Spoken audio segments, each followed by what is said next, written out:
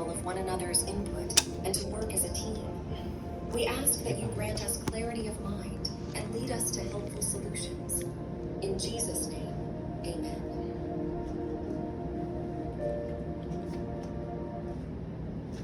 Yun. So, kamusta naman ang lahat? Pwede na kayo maupo pala, pwede maupo. Kamusta naman ang lahat? Ano ba kayo? Kumain na ba kayo? Yes, sir. Yun. Buti naman, nakakain na kayo. May mga energy na tayo ngayon. Okay. Bago tayo mag-proceed, topic. Ano muna tayo? Attendance muna. Sino pala ang class representative? Pwede kong matawagan kung malaman kung sino ang mga absent ngayon?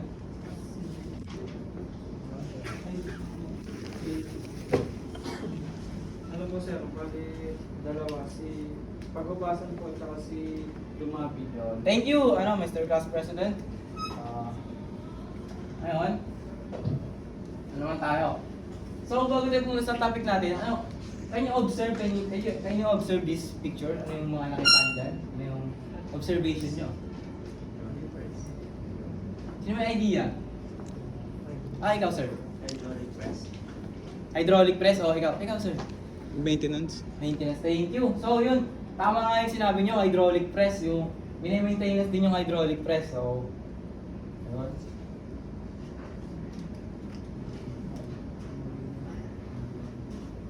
Ngayon, panoorin natin yung video na to para maging energizer natin at simple na natin.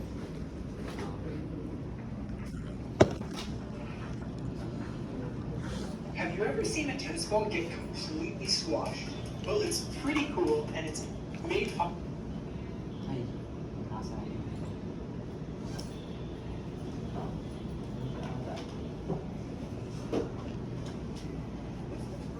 Comes to your mind when you think about water?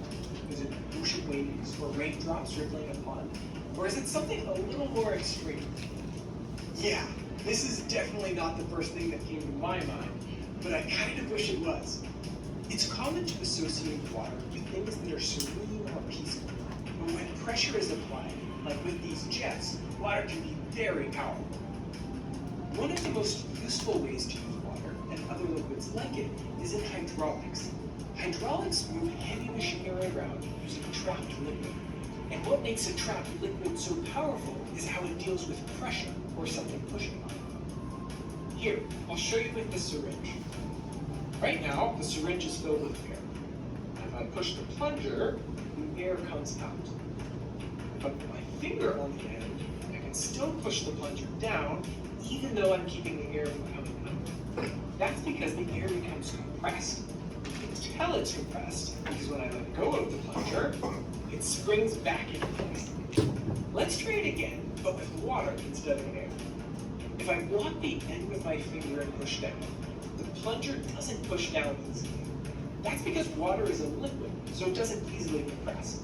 Instead, it transfers the pressure from my push to the entire surface of the container. If I keep pushing, all that pressure comes rushing out. Oops, I'll clean that up later. What you just witnessed is a principle called Pascal's law. Who is Pascal, you may ask? Well, he was a French mathematician, physicist, religious philosopher, and master of prose. What didn't Blaise Pascal do? Okay, back to his law. It says that any pressure on a trapped fluid is transmitted equally throughout the fluid. So if you press in on one end of the syringe, that push goes through this whole tube and pushes the other end out, like this. This is basically the same way hydraulic machines get their power. The pistons that make these machines move are like giant syringes. If you push on one part of the fluid, that push is transmitted to all the other parts. If you set up the machine right, you can end up with a ton of force transmitted from just a tiny push, and you can lift super heavy things. Hydraulic machines are used to make cars, building materials, or even people. Remember the soon-to-be smushed tennis ball? That was the handiwork of a machine called a hydraulic press. These machines are used for crushing cars, thinning glass, and making swords. There are a bunch of other types of machines that use hydraulics to get jobs done. Construction vehicles, Ferris wheels, and elevators utilize the power of hydraulics. Even some animatronics in movies and at amusement parks use hydraulics to bring lifelike movements to these amazing machines. Now that you know a little more about hydraulics, you can experiment with this science at home. With Tinker Crate, you can build different types of hydraulic machines like this claw. Yun, so nakita nga natin na video about sa hydraulic. So, anong napulot nyo sa ano na yun, simpleng video na yun? Ano yung na-observe nyo? May masasabi ba kayo tungkol sa video na yun? Sino may idea? Ganun. Ay, ikaw, sige, Mr. Sir, compared po sa air na sa pneumatic po, yung water po sa hydraulic is incompressible, meaning hindi po nakakompress basta-basta. Yun, tama. Yun. Sabi nga dito, yung hydraulic, which is water or oil, is incompressible in compared to pneumatics. Tama naman. So, ginagamit nga yung common ginagamit, pinakita naman sa video, ginagamit siya sa mga backhoe, heavy machineries, Ferris wheel, at marami pang iba. So, mas palalimin pa natin yung pag-unawa natin dito sa pamamagitan ng lesson na to. Pero bago yun, pakita ko muna sa inyo yung objectives ko. Objectives pala natin ngayon is, sino pwede mag-usa? Caesar. At the end of this lesson, the student should be able to explain the importance of directional control values. Number 2, identify the different types of directional control valves based on the number of ports and position. Number 3, understand the operation of directional control valve. Yo, thank you. So siguro naman may idea na kayo sa topic natin ngayon. Topic natin ngayon. Topic pala natin ngayon is directional control valve. Hydraulic directional control valve. So, papakita ko sa inyo is isang simpleng circuit ng hydraulic. Ito siya. Ito. Kaso nga lang, ginawan ko na siya ng picture na ganito. So, ang components pala ng hydraulic system natin, basic hydraulic system, isang tawag dito, tank, which is saan nakalagay yung hydraulic fluid natin, kagaya ng oil or water. Then, filter. Siyempre, panglinis sa fluid para, siyempre, may mga dyan, dumi-dumi, yan yung nanglilinis sa kanya. And then next is the motor and the pump. Ito yung nag-generate ng power para itulak yung fluid paikot sa system. Then the pressure gauge, pressure regulator pressure regulator, siya yung nagre-regulate ng pressure. Dito mo nakikita yung namomonitor yung pressure kung nag-i-exceed ba siya, mababa yung pressure, kung mataas. Then ito yung bida natin, yung directional control valve, which is siya yung nagpapahinto, nagre-redirect, nagpapabagal ng daloy ng tubig or langis. Tapos next is etong natin, hydraulic arm, which is cylinder din kung tawagin. Ayun lang naman. Makikita nyo, closed loop siya, di ba? Para lang siyang isang electric circuit, closed loop na walang singawan. Hindi kagaya ng pneumatics na kapag sumingaw yung pneumatics, lumalabas yung hangin, di ba? Yes. Hindi kagaya dito na hindi lumalabas yung tubig. Bumabalik lang din siya sa tangke. So next. Papakita ko sana sa inyo yung video para mas maintindihan yung mas maintindihan mas malinaw yung function nito.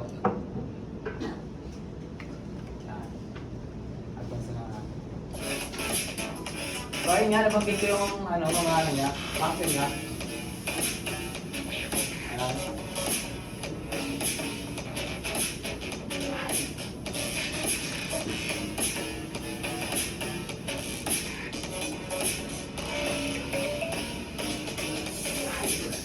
So nakikita niyo dito yung flow ng tubig or flow ng oil is bumabalik sa tangke. Habang nag-active ng cylinder, ibalik naman yung valve, babalik pa rin yung yung oil o kaya tubig sa tank. So yun lang naman yung gusto ko ipakita sa inyo. Ngayon, bakit naman natin.